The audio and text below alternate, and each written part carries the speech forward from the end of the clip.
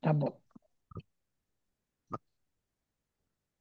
Muito obrigada, Deus, nosso Pai, nosso Criador, por tudo que nós temos recebido desde a graça da vida, da reencarnação, do aprendizado, do convívio fraterno, e queremos continuar a merecer esse apoio dos amigos espirituais, autorizados por Jesus, nosso Mestre, para nos ajudar, nos orientar, nos intuir, para que a gente possa cada vez mais, através do conhecimento, buscar o entendimento das coisas, e pelo entendimento nós vamos acertando cada vez mais as nossas escolhas, o nosso comportamento, o nosso modo de pensar e de ser. Então, nessa oportunidade, que é valiosa, nós vamos pedindo licença para começar a tarefa desta noite, desejando que estejamos muito unidos numa vibração terna, fraterna, vibração amorosa e de busca, sim, de um conhecimento bem à luz da razão. Que assim seja, graças a Deus. Muito bom. Obrigado, doutor Ivênia, pela prece. Obrigado a Tá todos bom. pela presença em mais um estudo de quarta-feira, quando a gente tem estudado sempre o tema da mediunidade e, no momento, estamos no livro Evolução em Dois Mundos. Hoje nós vamos ver a última parte da última lição da primeira parte do livro, né, que é a o 20º capítulo, que é Corpo Espiritual e Religiões. E quem vai apresentar a última parte, porque a semana passada foi a primeira parte desse capítulo, vai ser o Vitor. Então, Vitor, tá contigo a bola. Beleza. Boa noite, então, pessoal. Boa noite a todos. Vamos dar continuidade ao nosso capítulo e vamos continuar a apresentação de slides. Estou esperando aqui a liberação para colocar aí. Então, vamos Tá colocar os liberado, slides. Vitor. Ok.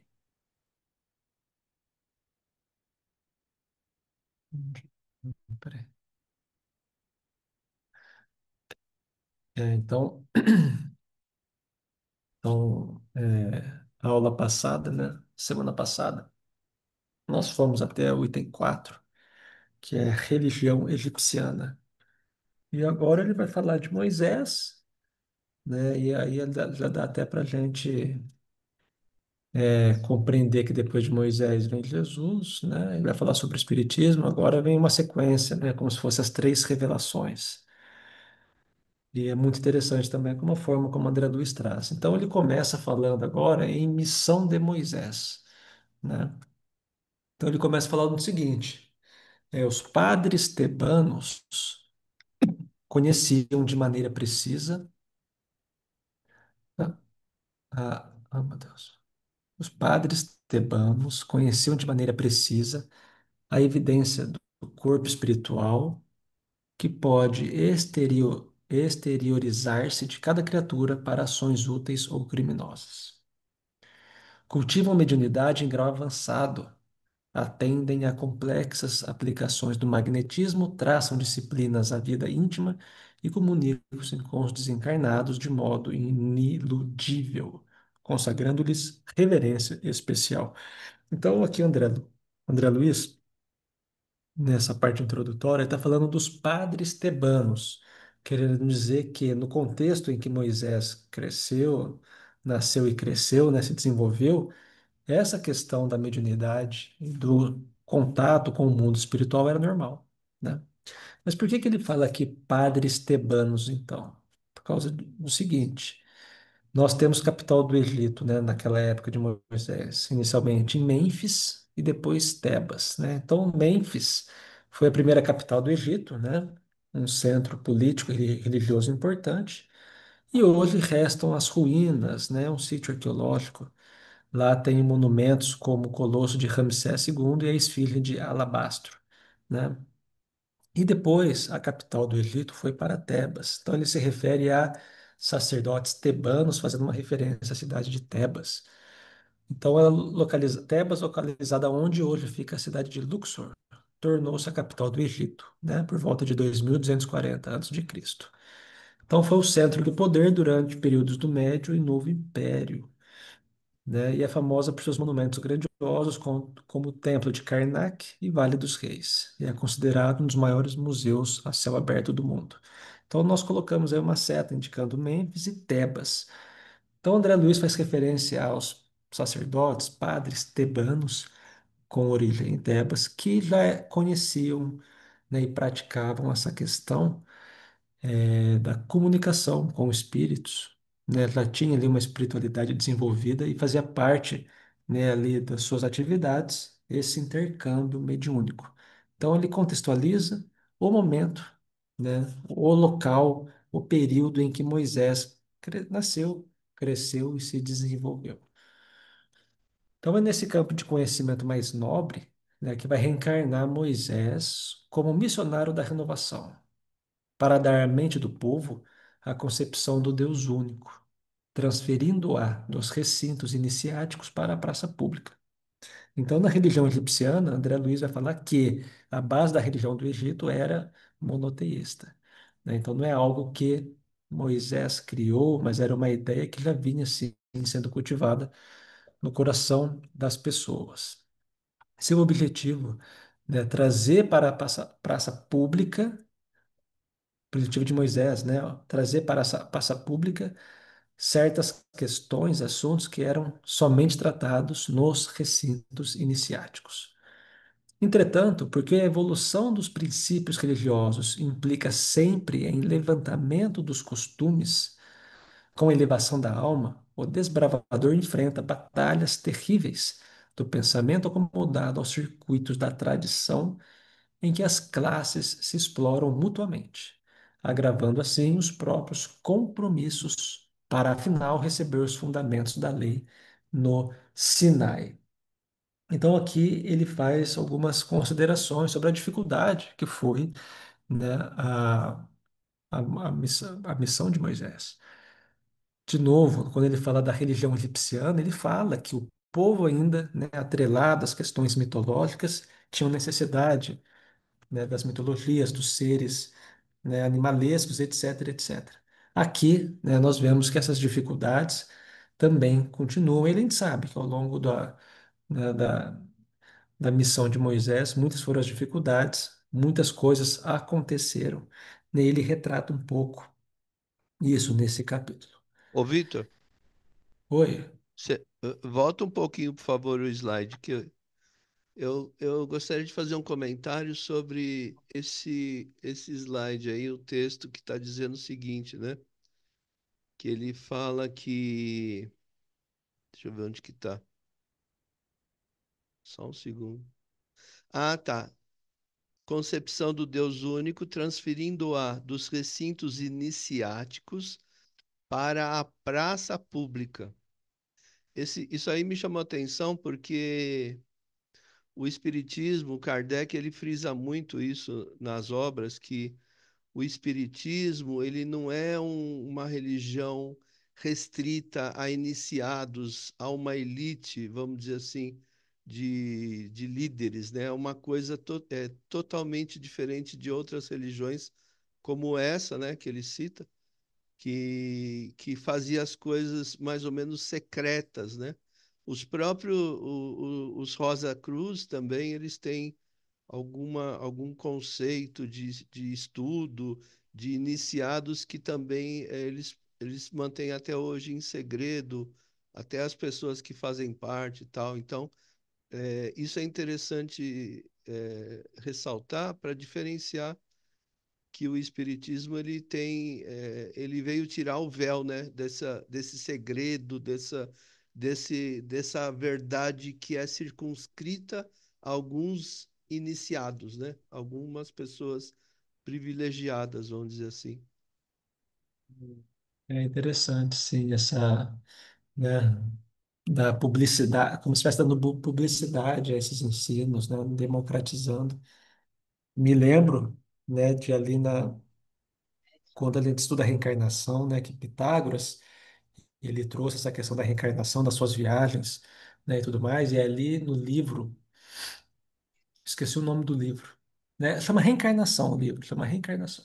É de um autor antigo, esqueci o nome dele, mas ele fala que para os iniciados havia ali uma concepção de reencarnação e para as massas, né, havia uma concepção de reencarnação com um ar de penalidade, que foi aquele que deu origem, então, à metempsicose. Eu esqueci o nome do autor, mas o livro chama Reencarnação e ele fala justamente isso. Então, para os iniciados tinha ali, né, certos ensinos e para as massas outros.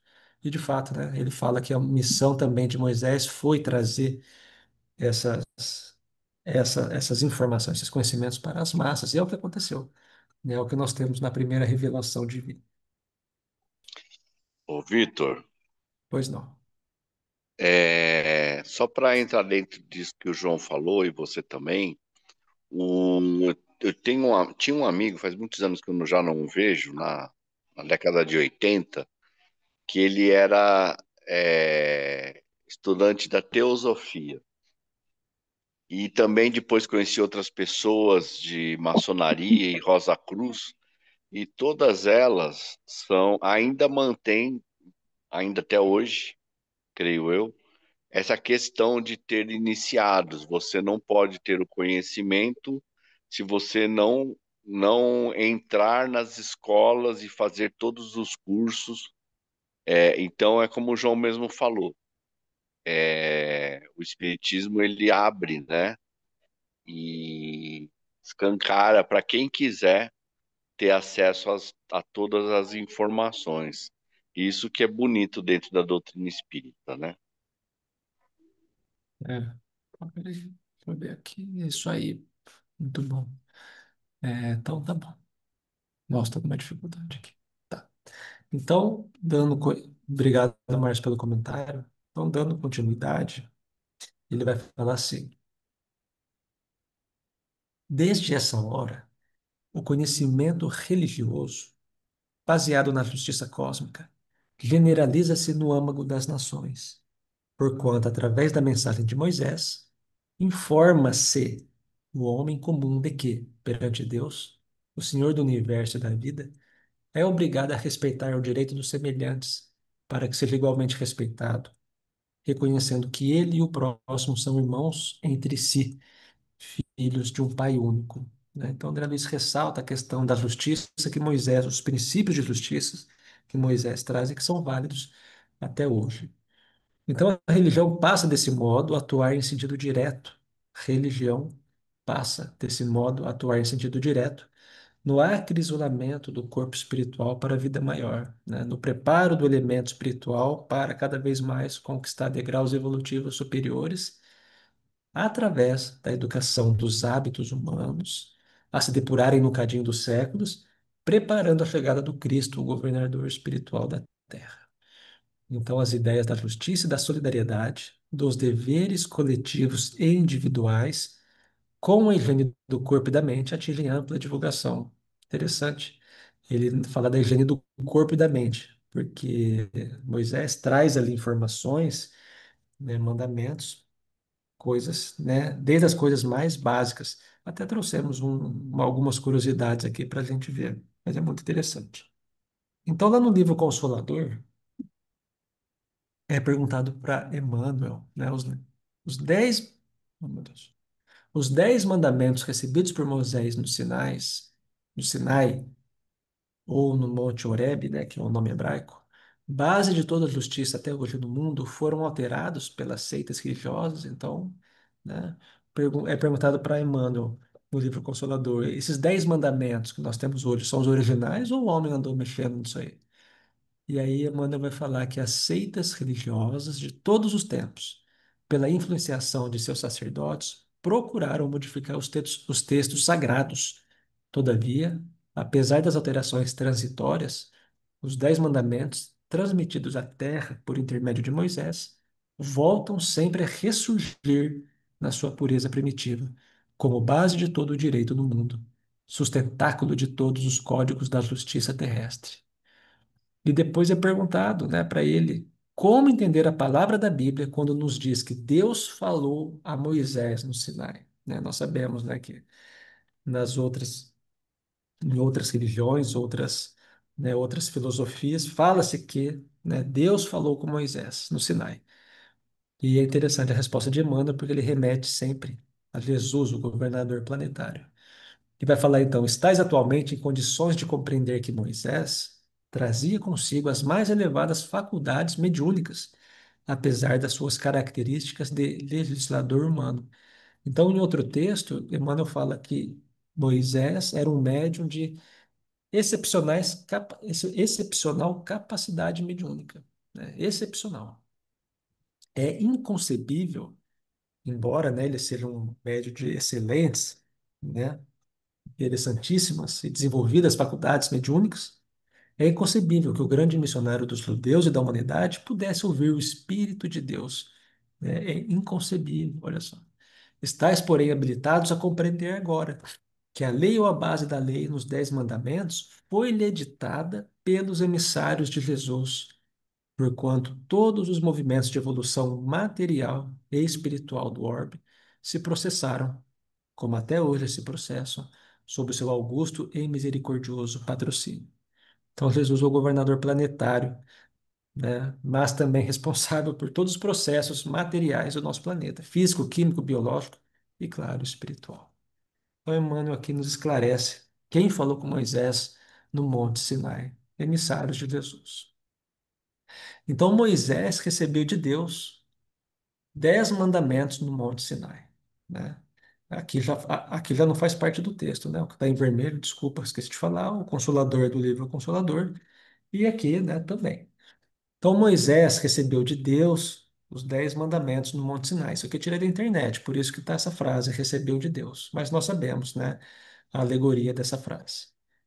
Registrados nas tábuas da lei. No entanto, a tradição judaica, baseada na Torá, né, os 5 livros de Moisés, reconhece um total de 613 mandamentos, ou mitzvot, tá?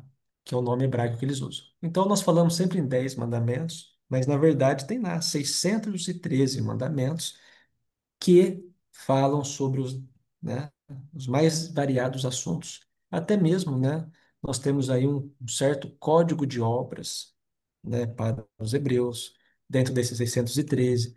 Nós temos, inclusive, retratando questões ambientais, né? Então, dentro desses 613 temos muita coisa. Mas os 10 mandamentos, né, ou decálogo, né, como nós conhecemos, é a base da lei moral e religiosa, encontrados principalmente no livro de Êxodo, capítulo 20 da Bíblia. E são eles. Então, dependendo do autor, tem uns que transformam os 10 mandamentos em 14, outros condensam. Então, há muitas variações, tá? Mas é conhecido popularmente como 10 mandamentos. Então, são eles aí, ó. Não terás outros deuses diante de mim, não farás para ti imagem de escultura, não tomarás o nome do Senhor teu Deus em vão, lembra-te do dia de sábado para santificar, honra teu pai e tua mãe, não matarás, não adulterarás, não furtarás, não darás falso testemunho contra teu próximo, não cobiçarás. Né? E colocamos aqui 2 exemplos, né, que eu sempre acho muito interessante sobre o que tem dentro desses 613 mandamentos, além do decálogo. Então, por exemplo, em Deuteronômio, tem aqui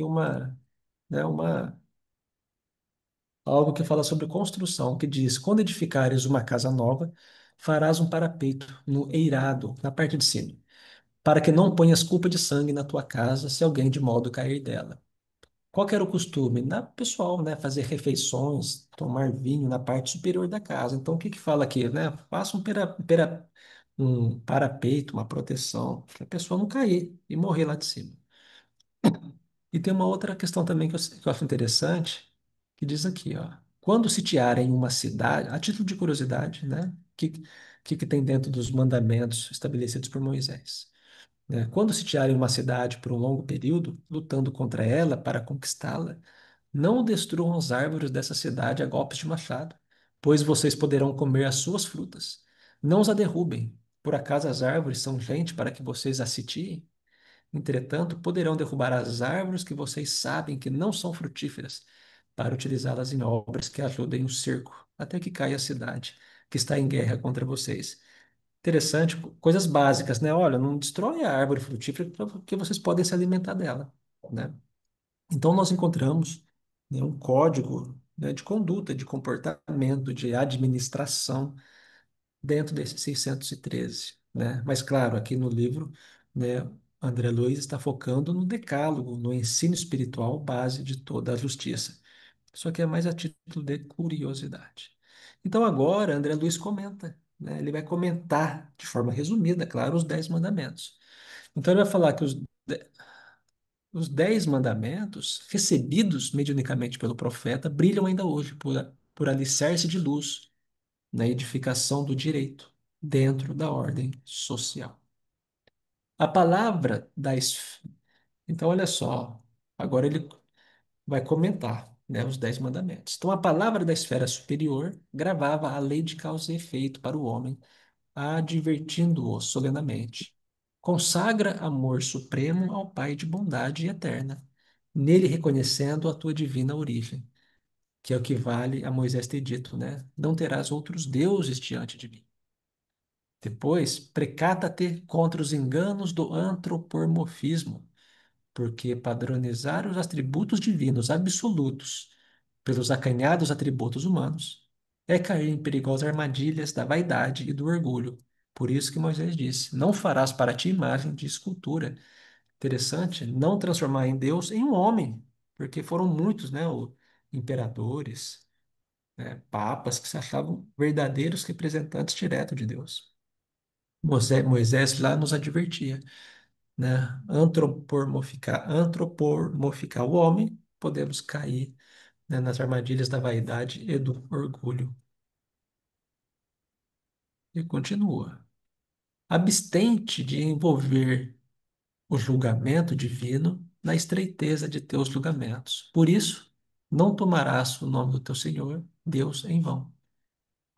Depois, recorda o impositivo da meditação em teu favor e em benefício daqueles que te atendam na esfera do trabalho, para que possas assimilar com segurança os valores da experiência. Por isso, né, lembra-te do dia de sábado para o santificar. Lembra-te de que a dívida para com teus pais terrestres é sempre insolvável por sua natureza sublime, que é o que vale a ter dito, né? Honra teu pai e tua mãe. E Jesus reafirmou tudo isso depois. Responsabilizar-te-ás pelas vidas que deliberadamente extinguires, né? Não matarás. Foge de obscurecer ou conturbar o sentimento alheio. Olha só, conturbar o sentimento alheio. Porque o cálculo delituoso emite ondas de força desorientada que voltarão sobre ti mesmo. Por isso, né, não adulterarás. Evita a apropriação indébita, para que não agraves as próprias dívidas. Não furtarás. Desterra de teus lábios toda palavra dolosa, a fim de que se não transforme um dia em tropeço para os teus pés. Não darás falso testemunho contra o teu próximo. E por fim, né, das reflexões de André Luiz sobre os 10 mandamentos, acautela-te contra a inveja e o despeito, a inconformação e o ciúme, aprendendo a conquistar alegria e tranquilidade, ao preço do esforço próprio, porque os teus pensamentos te precedem os passos, plasmando-te hoje o caminho de amanhã. É o comentário que André Luiz fala sobre o mandamento de não cobiçarás, né? Então, muito interessante, muito nobre, como André Luiz traz todo o seu conhecimento para comentar os 10 mandamentos. E agora, nessa sequência, né, das 3 revelações, André Luiz comenta dos 10 mandamentos, vai falar sobre Jesus, né? Jesus e a religião, tá?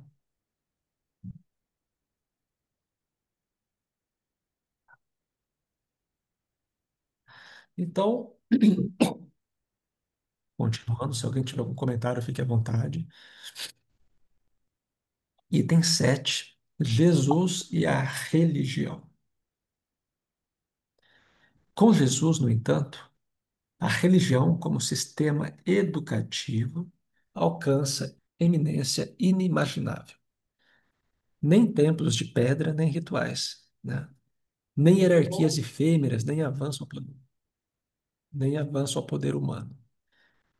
O mestre desaferrolha as arcas do conhecimento enobrecido e distribui-lhe os tesouros. Então é interessante, porque Jesus era judeu, e no Templo de Jerusalém tinha uma série de rituais, né? Rituais, sacrifícios, queima de incenso, sacrifício de animais, né? Os holocaustos, os sacrifícios envolvendo sangue.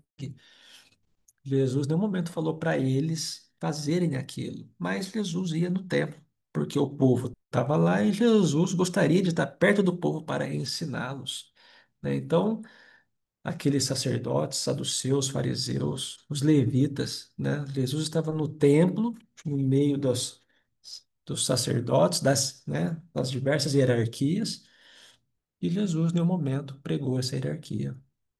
Quando ia no templo, nem sequer entrava nos locais sagrados, porque ele não era sacerdote, né? Ficava ali no ficava ali no pátio dos israelitas, dos gentios, e ali, né, Jesus dava suas aulas. Então Jesus se dirige aos homens simples de coração, curvados para a gleba do sofrimento, e ergue-lhes a cabeça trêmula para o céu, né? Olha que reflexão bonita. Era a matéria-prima, né, de Jesus, os pobres, os sofredores, moralmente e fisicamente também. Aproxima-se de quantos desconhecem a sublimidade dos próprios destinos e assopra-lhes a verdade, basada em amor, para que o sol da esperança lhes renasça no ser. Abraça os deserdados e fala-lhes da providência infinita. Reúne em torno da sua glória, que a humildade reúne em torno de sua glória, que a humildade escondia, os velhos e os doentes, os cansados e os tristes, os pobres e os oprimidos, as mães sofredoras e as crianças abandonadas, e entrega-lhes as bem-aventuranças celestes. Então, essa era essa grande maioria das pessoas que cercavam Jesus, né, os pequeninos da vida.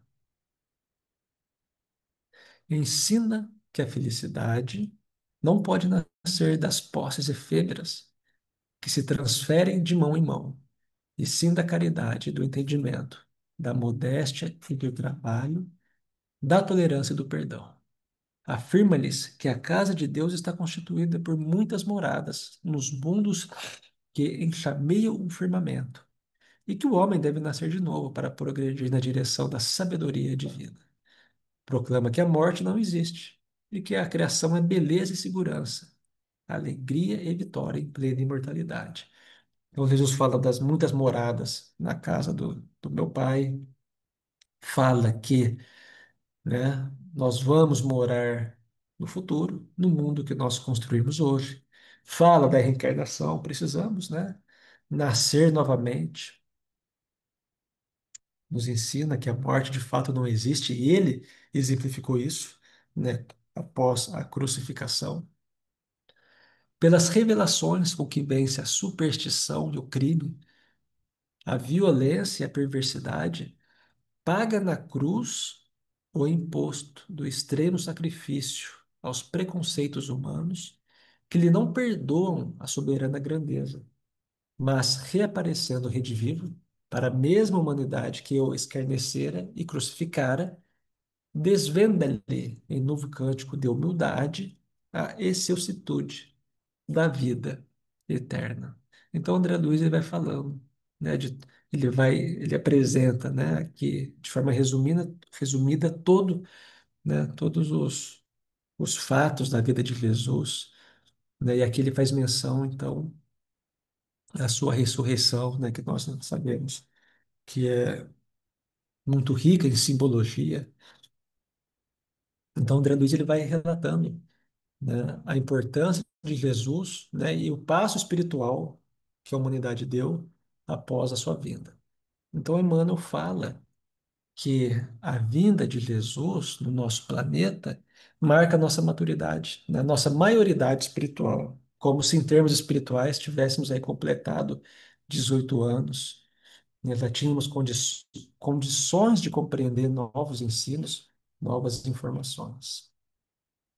E assim, nós nos encaminhamos para o último item, que é o item 8, revivência do cristianismo. Então, falamos sobre Moisés, sobre Jesus, e vamos, né, encerrar com reviver o cristianismo, que nós sabemos, né, que ele vai fazer menção à doutrina espírita. Erige-se, desde então, o evangelho em código de harmonia, inspirando o devotamento ao bem de todos, até o sacrifício voluntário, a fraternidade viva, o serviço infatigável aos semelhantes e o perdão sem limites. Iniciam-se em todo o orbe imensas alterações, né, após a vinda de Jesus. A crueldade metódica cede lugar à compaixão. Os troféus sanguinolentos da guerra desertam dos santuários. A escravidão de homens livres é sacudida nos fundamentos para que se anule de vez. Levanta-se a mulher da condição de Ave-Maria para a dignidade humana. A filosofia e a ciência admitem a caridade no governo dos povos. O ideal da solidariedade pura começa a fugir sobre a fronte do mundo. Moisés instalara o princípio da justiça, coordenando a vida e influenciando-a de fora para dentro. Jesus inaugurou na terra o princípio do amor, a exteriorizar-se do coração de dentro para fora, traçando-lhe a rota para Deus. E eis que o cristianismo grandioso e simples ressurge agora no Espiritismo, induzindo-nos à sublimação da vida íntima, para que a nossa alma se liberte da sombra que a densifica, encaminhando-se renovada para as culminâncias da luz. Né? Então, nós temos aí, né, representando Moisés, Jesus e Kardec, justiça, amor e verdade. E encerramos, né, com essa frase: Espíritas, amai-vos, este é o primeiro ensinamento. Instruí-vos, este é o segundo. E é isso que nós estamos fazendo aqui agora. Uma frase de 1860, do Espírito da Verdade. E com isso, pessoal, nós encerramos essa primeira parte do livro, né, o seu capítulo de número 20, que André Luiz encerra, então, fazendo essas considerações sobre religião e sobre espiritualidade. Então, agora nós abrimos, né, para que todos possam também contribuir. Ok. Vitor, Posso encerrar aqui? volta só um slide, deixa eu ver uma coisa no slide anterior, por favor. Nesse? É esse mesmo. Eu estava vendo a conexão que foi feita entre Moisés, Jesus e o Espiritismo, né? Muito bom, obrigado. Pode parar aqui? Não Stop sei, share? alguém tem alguma referência, alguma coisa do texto que foi apresentado para aproveitar que os slides ainda estão na tela? Acho que não, né? Então acho que É, pode. Fala, tá. Vitor. Não, esse capítulo, ele, de todos que eu apresentei, ele é o que menos tem informações, né, físico-químicas e biológicas, né? Ele é um Uhum. assunto que tem no Evangelho, que tem no Livro dos Espíritos. Então, eu entendo que ele terminou essa primeira parte numa transição, né? Depois de ter falado aí, tratado todos esses assuntos da questão da biologia. Eu lembro que na minha última apresentação, penei um pouco para entender todos aqueles termos de biologia. E agora, de fato, né, ele termina essa primeira parte com um assunto, né? Não mais light, não é isso, mas né, na sequência da construção do pensamento dele. Então era isso. O tema é corpo espiritual e religiões, né? Então, Sim. ele fala um pouco do perispírito, mas também da visão das outras religiões, uma abordagem de Moisés, até de antes de Moisés, né? Que ele começa a falar lá dos egipcianos, tal, e historicamente vai construindo essa sequência, né? Achei bem interessante esse final também com a colocação sobre o espiritismo, né? Que procura resgatar, porque Jesus ele teve uma, uma influência, um peso muito grande, né? Muito forte em tudo que ele apresentou, tudo que ele nos trouxe, tudo que ele ensinou. Agora, essa influência, na época que foi apresentada, ela foi bastante modificada, né? Ela foi se corrompendo ao longo dos anos e o Espiritismo, na verdade, veio, além de trazer de volta o cristianismo redivivo, veio explicar, né? Como Jesus mesmo prometeu o Consolador, para explicar detalhes com base científica, né? Que é na época em que a humanidade já atingiu uma maioridade do ponto de vista da ciência, né? Para poder compreender esses ensinamentos que Jesus já conhecia, já sabia muito bem, mas ainda era muito cedo para trazer para a humanidade, né? Que ainda era muito crua. Isso aí. É. E no texto ele fala que Moisés era emissário né, um emissário também, né, tinha sua missão, né, não estava ali à toa. Mas o interessante é que quando a gente vê essa questão da primeira revelação divina nos livros, né, antigos, ali tem relatado, por exemplo, crimes, né, pessoas morreram em massa, crimes, mortes, né? Então, assim, uma vez eu tenho um livro do Haroldo Dutra que ele fala isso. Na primeira revelação divina, o homem busca algo que ele não sabe o que é. Com Jesus, tudo se modifica. Então, por exemplo, nos livros antigos, que fazem parte, por exemplo, da Torá, você tem relatos, né, de pessoas que foram mortas, exércitos inteiros foram mortos. Você tem relatórios, né, relatórios para o rei. Você tem um monte de coisa lá, né? Você tem um monte de informações nos livros, Gênesis, Êxodo, Deuteronômio, Levítico. E às vezes, né, eu tenho a impressão que a gente não interpreta de forma como deveria, atribuindo para toda aquela informação, né, algo sem importância, mas aquilo tem um valor histórico. E eu entendo que nesse texto, né, lendo no livro, o André Luiz resgata essa importância, né, e ele atribui de forma muito interessante, né, a sequência como ele dispôs ali, né, antes de Moisés, ele colocou a religião egipciana. Então, e depois vem na sequência que nós conhecemos, né, como as três revelações, Moisés, Jesus e a doutrina espírita. Então, eu sempre acho muito interessante, né, essa colocação da missão de Moisés, né, da missão de Moisés. Mas tem também muitas informações, né, fatos mediúnicos relatados. Então, é muito bonito também estudar essa primeira revelação divina mais a fundo também. Interessante também, você falou que Moisés trouxe 613 mandamentos, é isso mesmo? São organizados em 613 mandamentos, Olha que né? incrível, porque se a gente for pegar os 10 mandamentos, né? Os 10 mandamentos que Jesus resumiu em dois, né? Sim. Em apenas dois, amai a Deus sobre todas as coisas e ao próximo como a si mesmo. E incluiu todos. Imagine o que tem nesse 613, né? O 613 é um código de conduta, né, como construir, como preservar o meio ambiente. Então, assim, no Evangelho segundo o Espiritismo nós temos essa informação.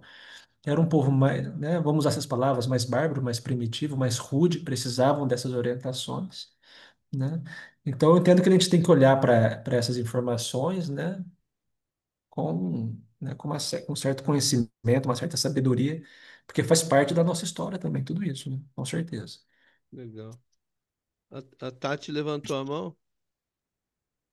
Olá, gente, boa noite. Boa noite. É interessante, né, que eram 613 mandamentos, daí Moisés resumiu em 10, e depois Jesus, se a gente parar para analisar, né, ele fala o seguinte, né, amar ao teu próximo como a ti mesmo, né? Então, assim, de 613 para 10 para 2, não é? E até tem uma explicação muito bonita também no livro do Haroldo, que é o livro O Sermão do Monte, se eu não me engano. Eu tenho, depois eu passo para vocês direito o nome do livro. E que ele explica sobre isso também. Ele fala dessa questão dos mandamentos, 613, 10 e 2. E quando ele chega no 2 é quando tem aquela parábola maravilhosa de quando Jesus foi confrontado, né? Que posso fazer para fazer o bem, né? Para ganhar o reino dos céus, que é a do bom samaritano. Então ali ele explica com requinte de detalhes tão bonito o estudo que ele fez dessa parábola, né? E que o sacerdote que tinha todo o conhecimento, né? Vamos dizer assim, mas que ele não parou porque era o que mais, assim, quando aquele Jesus foi indagado, o que mais chamou a atenção da fala de Jesus foi o sacerdote. Por quê? Porque ele tinha conhecimento, não é? Ele era um sacerdote, porém, se ele parasse ali, primeiro ele ia ter contato com uma pessoa enferma, então ele ia cair na impureza, que ele tinha se preparado todo aquele período para chegar no templo, para ele estava puro, vamos dizer assim, para poder chegar ao templo. E ali tinha um enfermo, então ele não olhou, ele senão ele cairia na impureza e não receberia o alimento para levar para casa, que geralmente era ou o cereal ou a carne do animal que era abatido em nome de limpar, de purificar os seus pecados. Então, daí Jesus, com tudo isso, é lógico, gente, eu estou tentando resumir porque é muito longo esse capítulo do livro, né? Então, com isso, Jesus mostrou, né, para aquela pessoa que indagou ele, aquele doutor da lei, que o mais importante para a gente ter o reino dos céus é amar o próximo como a si mesmo.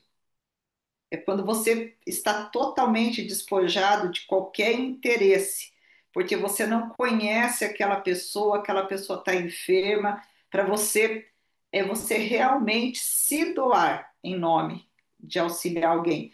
Então, daí ele faz essa analogia dos 613, dos 10 e dos 2 para ver a profundidade que Jesus realmente, essa, o amor mesmo que Jesus nos solicita, que ele vem nos solicitar a todos nós. Amar o teu próximo como a si mesmo. Então, independe se você é alguém nesse momento superior àquele que está na sarjeta, gente, é lindo, lindo, lindo. E fala justamente sobre essa questão dos mandamentos, sabe? E o tanto que nós precisamos amar, sair de nós mesmos, parar de ser em si mesmados, sabe? E ali houve o que também na posição daquele sacerdote? O egoísmo, né? Porque ele precisaria do pagamento, porque provavelmente ele não teria todo o tempo para poder entrar em toda aquela purificação, porque eles tinham um período, né, para poder chegar e adentrar o templo. Então, nossa, eu lembrei muito disso agora quando foi falado sobre os mandamentos. Eu vou pegar depois lá o livro, eu vou passar o nome para vocês, é do Haroldo. Legal. Muito bom. Obrigado, Tati. Alguém tem algum comentário?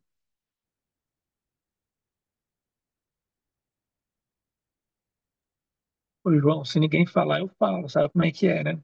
Pode falar. Por Deixa eu falar ordem, um pouquinho, André. Depois você Lógico, fala. fala aí, Annelise. por ordem Deixa ela te falar alfabética, primeiro. então. Ordem alfabética. Por ordem Não, alfabética aqui dos atos. as mulheres primeiro. Isso. Lembrando aqui, quando comentou, né, de Jesus no templo, tem uma passagem, né, de Jesus no templo, que ele chega e abre o pergaminho e lê Isaías, acho que é Isaías. Me ajuda aí, Claudinha. Quem que ele leu? Acho que não é Isaías, não. Isaías mesmo. É que fala, né, do Messias, e ele se declara que é o Messias. E aí, então, ele é empurrado para fora ali e tentam matá-lo, né? Mas Jesus frequentava as festas, todas as festas. Ele era judeu, né? Tem passagens que mostram ele nas festas. Alguém estava falando junto? Não, né? Pode falar, André. Era só isso mesmo que eu queria lembrar, né, de Jesus no templo. Sou eu não, tô com o microfone fechado. Com relação a Moisés, eu acho que já foi dito tudo aí. Muito bom, Moisés. Nós estudamos o Antigo Testamento, né, o Claudinho? Passamos por Deuteronômio. Sim. Muito bom. Ok. A Tati acabou de mandar no grupo a mensagem do livro, né? Fala, André. Ô, Cris, espera aí, filha, que agora eu vou ter que falar aqui. É o nome, viu, João, do livro lá, tá bom? Tá, legal, Pus no obrigado, grupo. viu? A professora Ivana vai falar? Não, não, ela Tá, vamos, fechou o a gente vai microfone, acho que falando por ela. enquanto aí, vai animando falar. É, que é interessante, né? E o Vitor trouxe bem. A primeira coisa, antes de tudo, né? Acho que os espíritas, a gente ouve tanto nas casas espíritas que o Evolução em Dois Mundos é um livro difícil e tal, e as pessoas acabam até nem abrindo o livro, porque ele tem um trecho realmente, né? Essa primeira parte bastante técnica, com exceção desse último capítulo, mas a partir de agora ele vai entrar em situações muito interessantes, né? E assim, e não tão técnicas como anteriormente. Então as pessoas acabam mecanismos da mediunidade, evolução em dois mundos. É muito comum a gente escutar as pessoas falando que é muito difícil e elas não têm nem o trabalho de abrir e de olhar o índice e ver o assunto que é tratado. Mas enfim, né? Até recentemente, semana passada, no estudo no centro em Ribeirão, no estudo do Livro dos Médiuns, foi falar uma situação, eu citei o Evolução dos Mundos e percebi que as pessoas, até quem estava dirigindo a reunião, o pessoal fica meio incomodado, porque o pessoal não quer estudar, né, esse livro. Mas, enfim, vamos deixar isso para lá. Cada um trata do seu, né? Mas interessante aí que o Vitor trouxe exemplo, né? E é interessante a gente sempre ter em mente que uma coisa são os 10 mandamentos. Outra coisa é a lei mosaica legislando ali, né, para botar ordem na sociedade. Dentro do que o Vitor trouxe bem, uma sociedade um pouco mais embrutecida, normal, para aquele momento evolutivo do ser humano. E aí a gente vê com o exemplo que o Vitor trouxe, Moisés tendo que, né, falar que tem que colocar um parapeito para a pessoa não cair do telhado. Ou seja, coisas do dia a dia. Então, há uma grande diferença entre a mediunidade, que realmente, né, como o próprio André Luiz cita, que é uma mediunidade bastante, vamos dizer assim, como é que eu posso dizer? Enfim, bem ostensiva que Moisés tinha, e aí entra-se naquela discussão como que teria sido o recebimento desses 10 mandamentos, mas é uma discussão também que eu entendo que não tem muita importância. A questão é que os 10 mandamentos estão aí, que são atemporais, entendo eu, mas tem essa questão da lei mosaica, que é uma outra situação que se adequa àquela época e não faz sentido hoje para nós. E, só para finalizar, achei interessante que André Luiz também vai usar, vai também se dirigir a Jesus como governador espiritual do planeta, como Leon Denis já havia feito num outro livro que eu até já citei em palestra, mas que eu não me lembro o nome agora. Então, André Luiz também utiliza esse termo, né, de Jesus como governador espiritual. Então, era só esses dois apontamentos. Só. Um abraço a todos.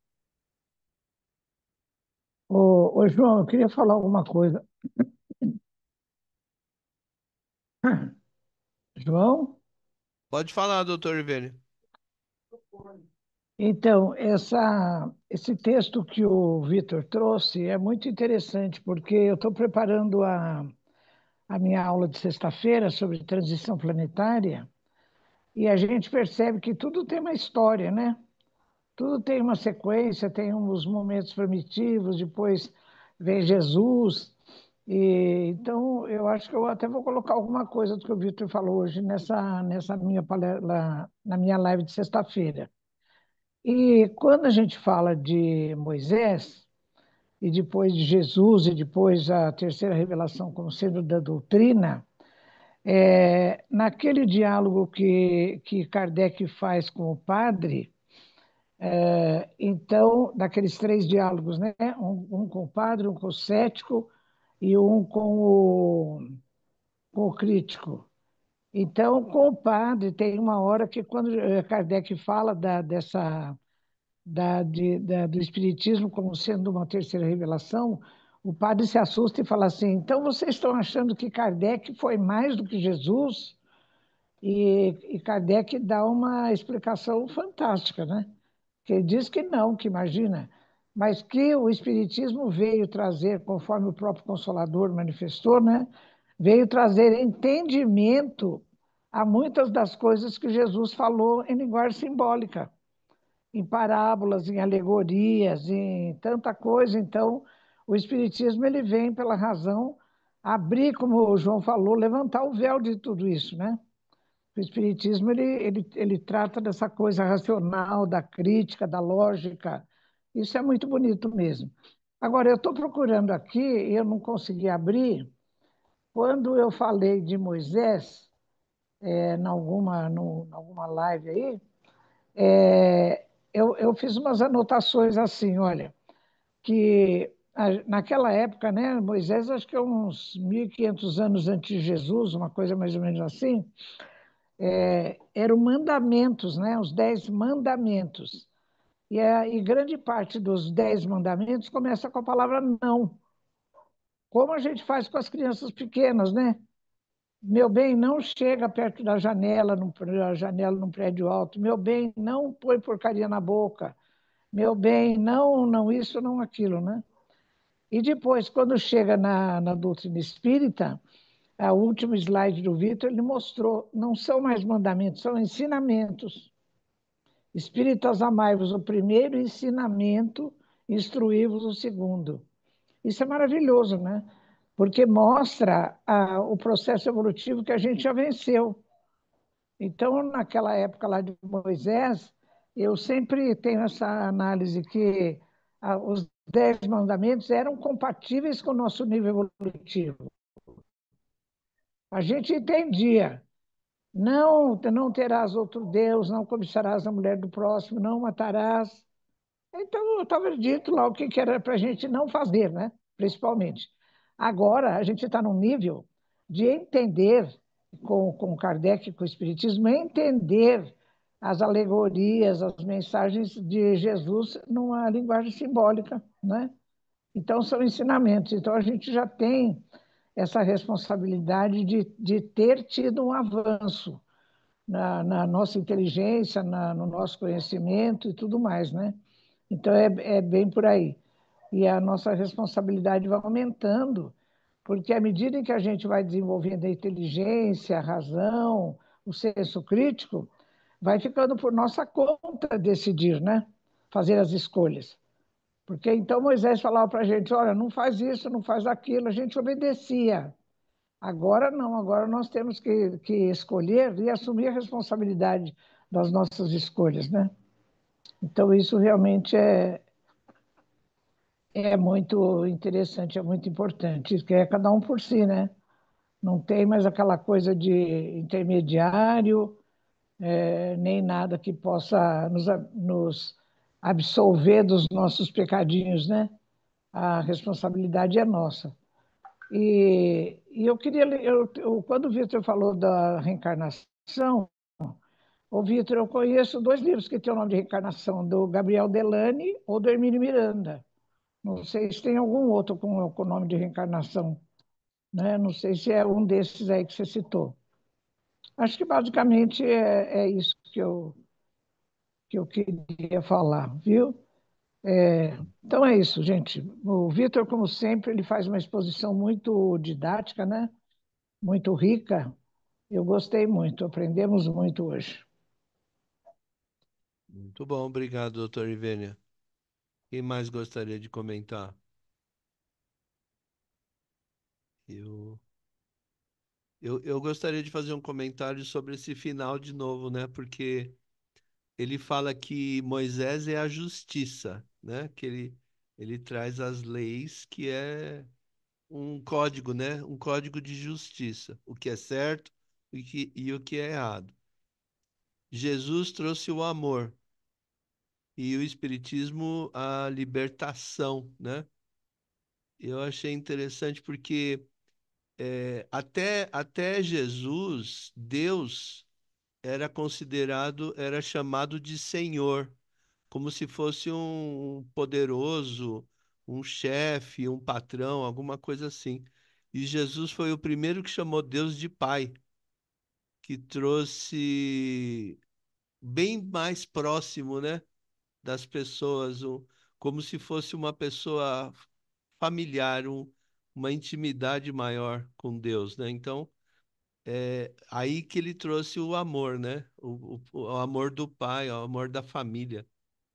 E o espiritismo, a liberdade, né? Que foi durante tantos anos, até depois de Jesus, com um monte de coisa que foi de perseguição, né? De queimar, feitiçaria, quem tinha mediunidade, uma série de coisas de inquisição e etc., que o Espiritismo veio desvendar e mostrar que não tem nada de místico, né? Que é ciência, que é moral, que é filosofia, né?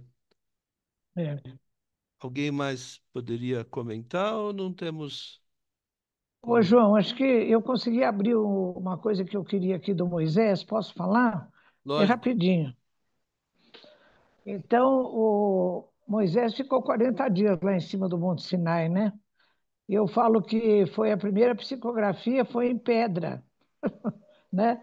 Se ele veio com as duas tábuas da lei e era um pé pedra, falei, acho que foi, eu não sei, acho que é uma pictografia, né?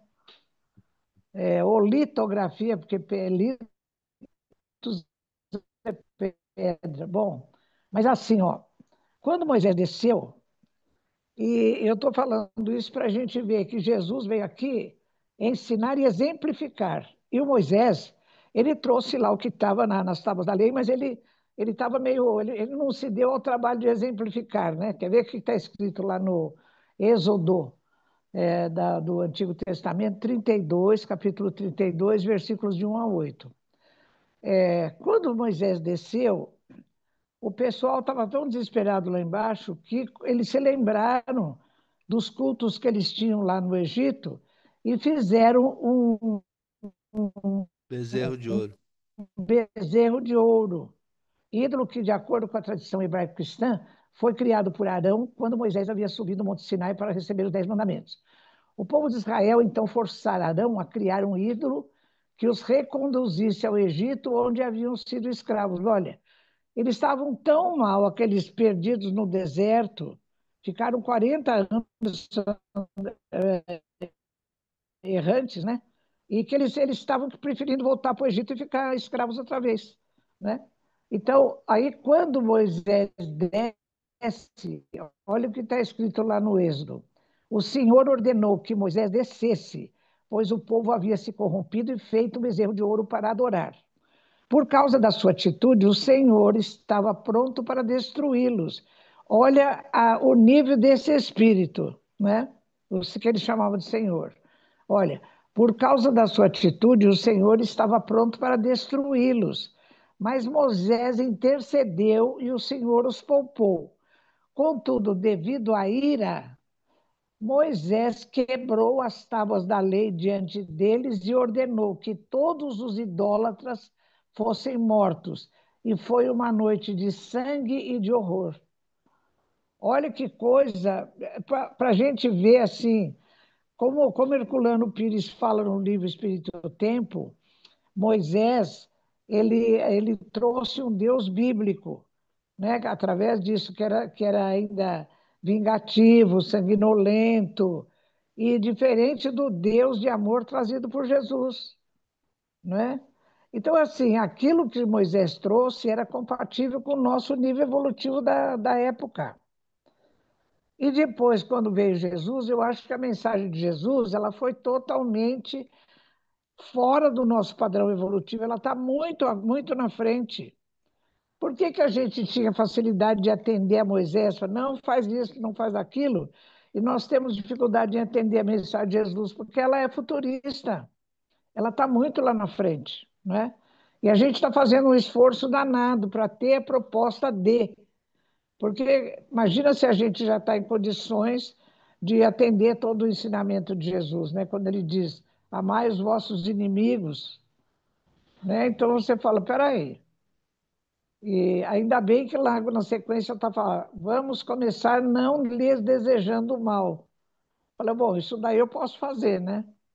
Mas eu acho que é uma grande diferença entre as duas mensagens. A de Moisés, que era compatível com o nosso nível evolutivo, nós só íamos obedecer. Eram vários, vários sinais.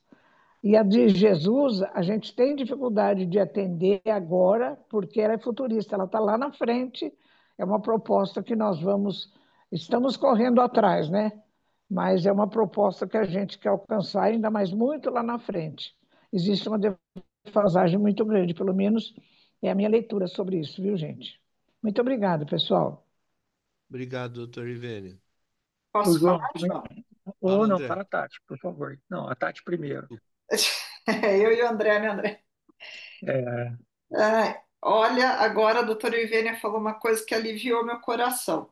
Porque às vezes eu me pego, eu falo assim, gente, será que eu sou muito, muito lerda?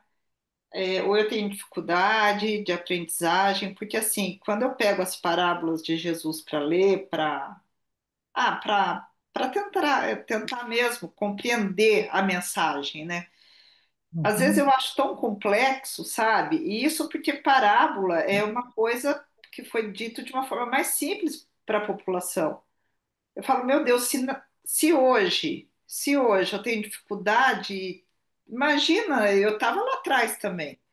Só que agora eu fiquei um pouco mais tranquila. Que Verdade, bom, que a Paty. senhora falou. Porque você não eu está me Que pego bom, sozinho nisso, não, muito viu, às que Tati? bom que eu te vezes. aliviei. Porque às vezes eu me pego assim, eu falo, gente, eu acho complexo mesmo. Daí eu vou, pego outros estudiosos para ler, para eu tentar compreender melhor. Mas é isso, eu acho que com essa explicação de hoje eu vou ficar mais tranquila. É porque é algo mais futurista mesmo. É porque a gente não alcança, pelo menos eu, né? Tô falando de mim. Porque a gente ainda está muito, muito atrasado ainda. Tem muita coisa que a gente ainda não conseguiu absorver, né? O espírito, não... Nossa, eu fiquei aliviada, sinceramente. Ô, Que bom, Tati, então. bem-vindo ao clube. Ai, bem-vindo ao clube, né, André? Ô, meu amigo. Agora eu e o André estamos juntos de segunda e quarta estudando. É isso aí, é isso aí. Sabe que essa informação da professora Ivênia é muito bem lembrado, né, dessa questão de Moisés, depois que desceu e mandou matar. Isso mostra para a gente, pessoal, que Moisés não era um espírito puro, né? Ele tinha, dentro da capacidade naquele momento, ele tinha uma missão, e tanto é que ele traz a ideia de um Deus vingativo.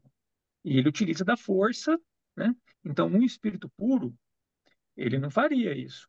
Um espírito bom não faria isso, né? Então, quando a gente pega na escala espírita, lá no Livro dos Espíritos, que é dividido em três ordens, né? Espíritos imperfeitos, espíritos bons e espíritos puros. E depois vem um monte de subdivisão. Dá, podemos inferir, pelo menos eu estou concluindo, né, com essa informação, que a professora Ivana já trouxe outras oportunidades, foi muito bom relembrar agora, que Moisés não era nem um espírito ainda bom, mundo espiritual, muito menos puro. Ele teve a sua importância, entretanto, processo evolutivo também como nós, né?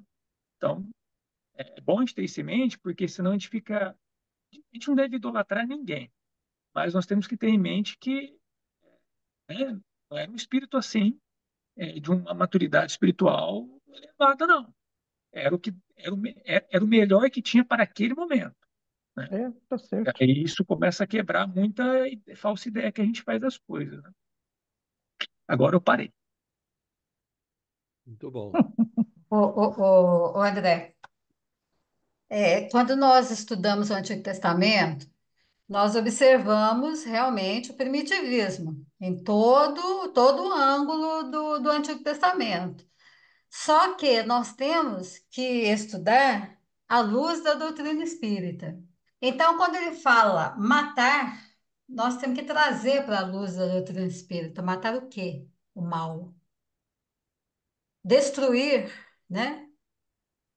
Destruir o homem velho.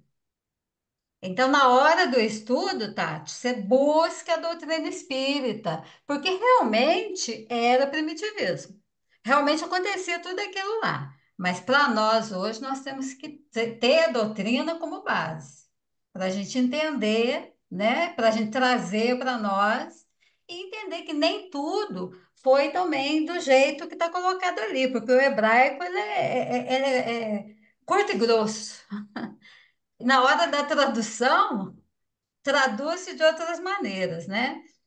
Moisés, como disse o André, aí era o melhor que tinha, mas era o mais evoluído do pedaço. Era o mais evoluído, tinha que ser. Tinha que ser o mais evoluído, senão ele não tinha uma missão, né? Com o povo bárbaro ali em torno. E nem eram tão bárbaros, não. Na verdade, eles eram revoltados, porque eles são aqueles que vieram de Capela. Todo o Antigo Testamento é a história dos capelinos. Então, não é que eles eram bárbaros, não, eles eram revoltados, primitivos, em questão de moral, né? De moral. Tanto que foi eles que deram a alavancada no nosso planeta. Mas moralmente, realmente, eles eram bem primitivos. Mas quando nós estudamos trazendo a doutrina espírita, fica mais fácil a compreensão. Isso aí, crianças. Muito bom. Mais alguém? Alexandre ficou quieto aí, não falou, não abriu a boca. Boa noite a todos. João, a minha internet está oscilando muito, É, então eu não vou poder falar, infelizmente. Eu gostaria de falar, que tá eu bom. sou um espírito quase perfeito, então eu gostaria de falar, realmente. Não, eu sei, o seu problema não é a perfeição moral, é a internet. Então vamos lá. Walter, algum comentário?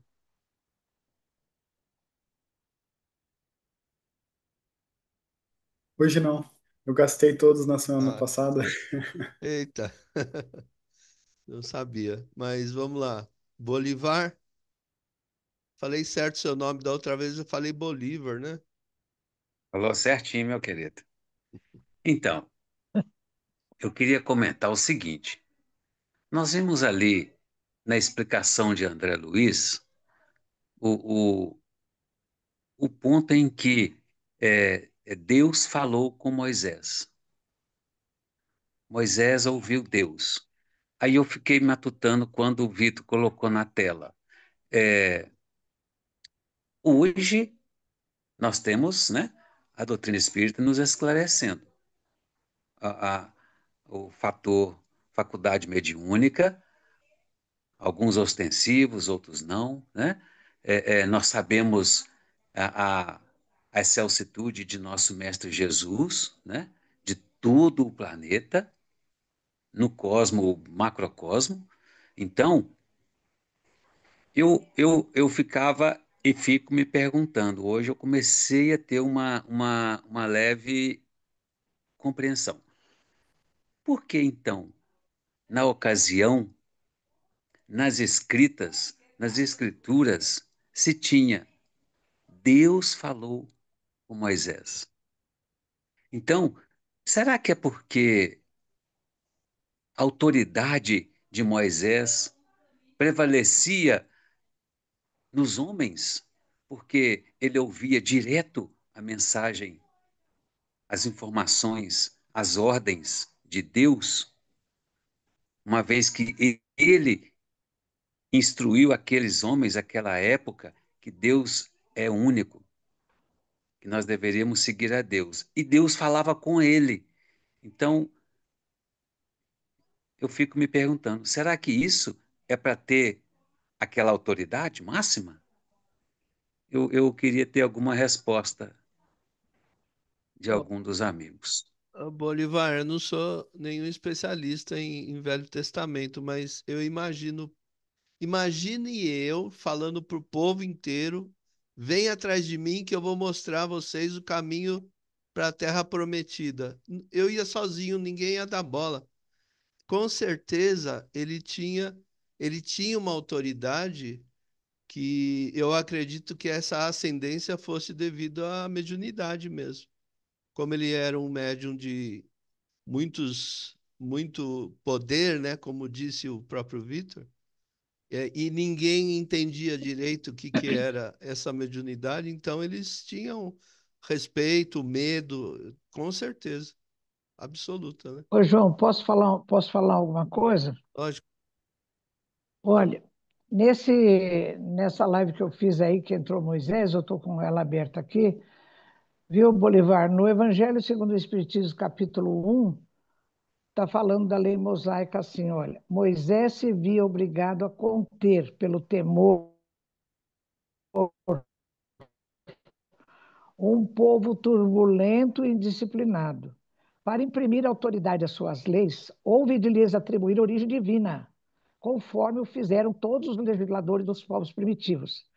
A autoridade do homem precisava apoiar-se na autoridade de Deus, mas de um Deus terrível que podia impressionar criaturas ignorantes, com pouco senso moral e sentimento de justiça.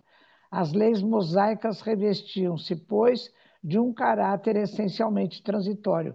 Porque também no livro Espírito e o Tempo de Herculano Pires, ele fala que o Espiritismo veio desmistificar o fenômeno mediúnico, que no Antigo Testamento é todo atribuído ao Senhor, como se fosse o Deus, né? O Deus que Jesus trouxe. Não é, porque esse Deus, sempre chamado de Senhor, eram espíritos de diferentes níveis evolutivos que se manifestavam. Então, como eles não conheciam, através do fenômeno mediúnico, quem é que estava dizendo lá, está do outro lado, é uma divindade. Então, era Deus, Deus, Deus. Então, às vezes, falar. Imagina se Deus ia falar a Moisés diretamente, Deus não falou diretamente a ninguém, né? Porque, inclusive, na obra espírita está dito: Deus ajuda o homem pelo homem e a alma pela alma, né? Então, o fenômeno mediúnico acaba tendo uma expressão muito maior. Mas dá uma olhada, então, nisso que está aqui, Evangelho segundo o Espiritismo, capítulo 1, não vim destruir a lei. Muito bom. Teve duas pessoas que levantaram a mão. Quem quer falar primeiro? A Cláudia ou o Márcio? Pode falar, Cláudia, depois eu falo. Olha o cavalheirismo, hein? Que coisa boa, hein, Cláudia? Coisa bonita dessa turma, hein? No, São gentis, né? é por ordem São. alfabética. A Cláudia vem antes de Márcio. Com relação a essa questão, a gente vê muito mais atual, vamos dizer assim, as imagens que aparecem, as aparições, né, de espíritos que todas dão o nome de Nossa Senhora, né? É, Então tem Nossa Senhora de Fátima, um espírito que apareceu em Fátima, e pela evolução, vamos botar assim, pela vibração, pela luz, é Nossa Senhora. Todo mundo identifica como Nossa é, Senhora, né? verdade. E Moisés, como eles vieram trazer o Deus único, e era uma vibração muito, muito superior àqueles homens na época, era Deus, porque era uma coisa, era um fenômeno muito acima do entendimento, né, da época. Então, eu acho que é perfeitamente compreensível, né? Pode falar, Márcio, obrigada. Obrigado, Claudio, que é isso. Então, eu não ia falar nada não, porque achei que não tinha nada a contribuir, mas dadas as dicas da Laíde sobre capela e da Irvênia sobre a questão da dureza, né? Aqueles espíritos vindo de capela, eu me projetei assim lá para trás e associei capela com a terra atual, onde o egoísmo, a vaidade, o orgulho são preponderantes na nossa humanidade hoje, né? E nada mais natural do que se impor um Deus que assusta, um Deus que mete medo. E a gente vê esse Deus ainda em muitas religiões cristãs de hoje em dia, na segunda década do século XXI. Então, aí sim dá para compreender por que de toda essa construção que Moisés fez, obviamente com apoio dos espíritos superiores, para poder restringir, dominar, doutrinar e conduzir um povo tão violento como era o da época, né? Então aí, para mim, essas duas dicas da Irvine e da Laide fecharam uma dúvida que eu tinha lá de trás e que só a capela e a doutrina espírita puderam equacionar agora. Isso aí.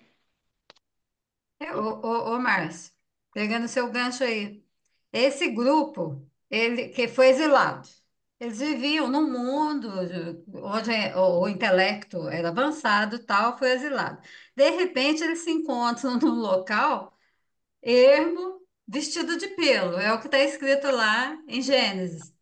Ora, foi castigo de quem? De Deus. Deus é mau, então ficou fácil colocar um Deus firme ali, bravo, que castiga, né? Porque se falar isso para nós hoje, ninguém acredita. Nem esse grupo do mal, né, que está sendo transferidos. Falar que Deus castiga, eles não acreditam. Tanto não acreditam que continuam no mal. Agora, depois de uma situação dessa, de ser, né, de se ver num mundo totalmente estranho e perdidos ali, castigo de Deus. Agora Deus é céu. Ficou Mas fácil de colocar um Deus bravo para esse povo, verdade. não é mesmo? É verdade. Mas isso só é possível pela dureza desses espíritos, né? Moralmente falando. Exato, pela E dureza desses espíritos, falar naquela moralmente. época, falar daquela época de um espírito amor, de um Deus amoroso e tentar explicar todo o processo pelos quais eles estavam passando, Não, mesmo sendo intelectualmente avançados, eles não conseguiriam não, compreender. não, porque a Verdade. moral deles não alcançava, né? Verdade. Obrigado. Muito bom. Agora a Sandra não quer falar alguma coisa, Sandra, para encerrar?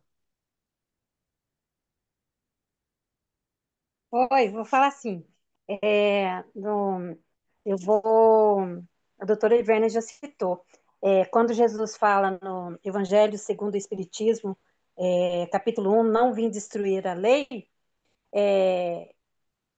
demonstra a sensibilidade, traz a sensibilidade de Jesus, onde coloca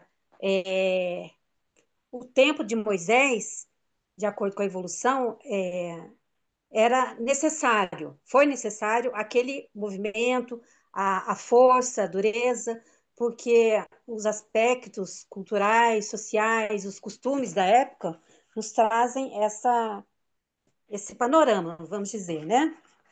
Mas quando vem Jesus e diz: Não penseis que vim destruir a lei ou os profetas, não vim Uhum. para destruí-los, mas para dar-lhes cumprimento. Então, Uhum. mostra a sensibilidade, a continuidade e o momento, a evolução. Não está mais a barbárie, não está. Os costumes são, né, mais avançados, apesar de um pouco lentos, porque nós estamos realmente bem atrasados, mas a sociedade é outro momento, é outro panorama, tem uma mudança, então vem Jesus reforçar, né, e falar do cumprimento das leis. Então, e de mandamento, gostei também quando foi citado aqui, a doutora Ivene que falou, de mandamento, que é mandar, né, ensinar, porque o Jesus, grande educador, nos traz os ensinamentos e nos revela que amai-vos, espíritas, amai-vos e instruí-vos. Então, essa sensibilidade de Jesus ao tratar, né, do evangelho, da mensagem, do cumprimento das leis de Deus. Obrigada, gente. Obrigado, Sandra. Ô, É, João, fala, só, Alexandre. só Fala, André. mais um minutinho. Aproveitando tudo isso, né, até complementando o que eu estava falando, eu não tenho dúvida, né, que Moisés tem uma importância muito grande na história, né, que a vinda dele, a forma como foi, que era específica para aquela época, necessária, e com certeza ele devia ser um grande orador para movimentar uma massa daquele tamanho na época. E a importância dele é tão grande, a gente vê lá, por exemplo, no livro Há 2000 anos, o próprio Emmanuel, como senador romano, e também toda a sociedade que foi contra o, o ensinamento cristão, como, né, eles defendiam, né, no caso de Emmanuel, por exemplo, Paulo, o próprio Paulo, defendiam, assim, a ferro e fogo a mensagem de Moisés, né? Então, eles eram contra Jesus, defendendo a lei mosaica. Então, sem dúvida que Moisés, ele é um marco divisor de águas também, né, naquela época. E aí, logicamente, que depois, com o tempo, isso vai caindo, mas ainda muita coisa prevalece ainda até hoje, né? Mas Paulo e o próprio Emmanuel são dois bons exemplos de como que eles defenderam, né, a ferro e fogo, literalmente, as leis mosaicas e perseguiram os cristãos, porque realmente a mensagem de Jesus, né, ela vai numa outra linha.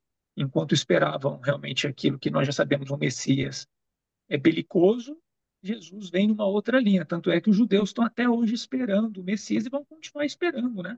Deixem eles lá esperando e fazendo a contagem do jeito que eles quiserem do ano lá, que eu já não sei nem que ano que eles estão, né? Mas tão longe. Mas é isso, né? Moisés teve uma importância muito grande, sem dúvida. Ok. O pai não vai falar, não? Não sei se ele pode falar lá.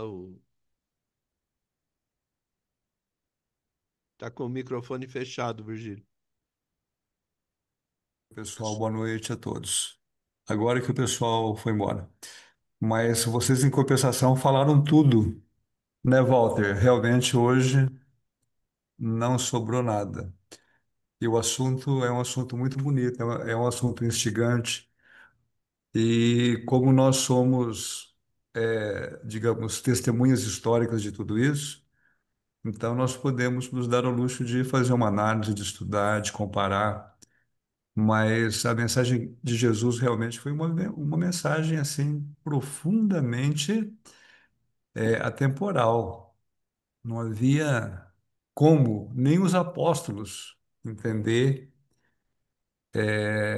a essência da mensagem dele, tanto que começaram a ter uma noção do que estava acontecendo com a crucificação. Foi algo assim muito profundo, profundo demais.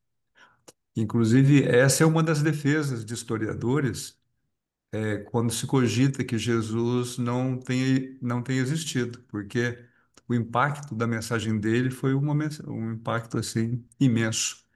O detalhe é que durante o período que ele esteve conosco, ele semeou. E depois, ao longo dos primeiros séculos, é que essa semente foi germinando. E nós fomos realmente entendendo a grandeza de tudo isso. Muito bonito o estudo de hoje. Muito bom. E Quem uma tela gosta? muito bonita também de apreciar, né, João? Você que está em Turbina, Sim, né? Muito bom. exatamente. Quem que gostaria de encerrar com a prece?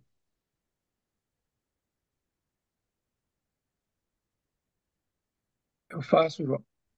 Você faz, André? Legal. Faço. Já falei pra caramba, mais um pouco. O pessoal aguenta, né? Vamos lá, então. Vamos, neste momento, levar nossos pensamentos, agradecendo a Deus, nosso Pai, Criador, agradecendo a Jesus, governador espiritual do planeta, em especial aos espíritos responsáveis pelos trabalhos do céu,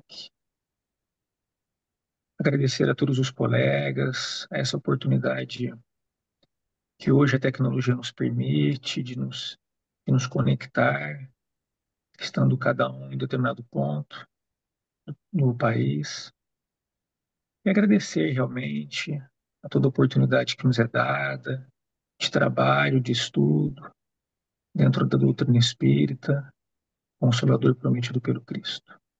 Que esse grupo possa se fortificar cada vez mais e que possamos continuar neste caminho trilhado pelo estudo e pela prática da caridade.